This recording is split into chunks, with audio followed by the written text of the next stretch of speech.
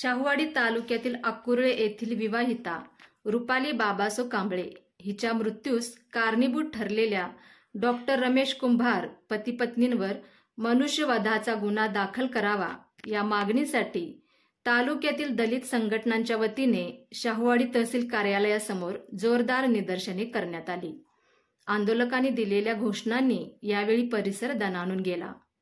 अक्कुर्ळे गावातील विवाहिता रुपाली कांबळे या भेडसगाव येथील डॉक्टर रमेश कुंभार व डॉक्टर अंजली कुंभार यांच्या दवाखान्यात उपचारासाठी गेल्या होत्या। डॉक्टर अंजली कुंभार यांनी रुपाली कांबळे यांच्या दंडात इंजेक्शन देऊन उपचार केले, त्यामुळे गाठ झाली। चुकीच्या उपचार पद्धतीमुळे रुपाली यांचा मृत्यू झाला।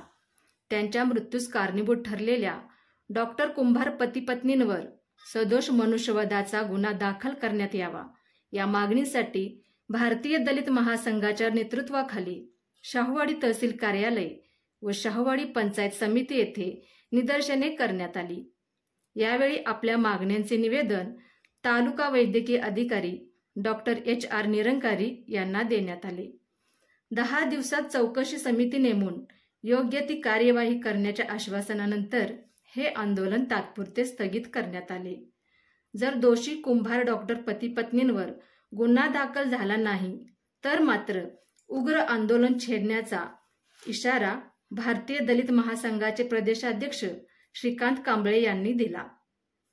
यावेळी आंदोलनात रिपब्लिकन पार्टी ऑफ इंडियाचे तालुका अध्यक्ष अशोक गायकवाड, वंचित बहुजन आघाडीचे सचिन कांबळे, भारतीय बौद्ध महासभेचे प्रकाश कांबळे, आकाश कांबळे, जगन्नाथ नलवडे, मधुकर कांबळे आदी कार्यकर्ते उपस्थित होते।